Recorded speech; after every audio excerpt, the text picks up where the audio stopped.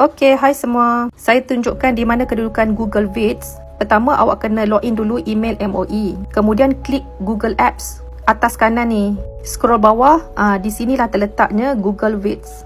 Okey, inilah paparannya. Saya belum explore lagi ke semua tools yang ada dalam Google Vids ini. Kalau awak lihat di atas kan, kita boleh buat video, size landscape, portrait and square. Okey, saya klik dulu blank video. Inilah paparannya. Kita boleh edit video, kita boleh generate video AI, kita boleh jana image AI mengikut prompt yang kita ada. Seperti biasa, kalau saya tahu ada platform baru, saya akan teroka dulu satu demi satu, sikit demi sikit. Lama-lama jadi bukit.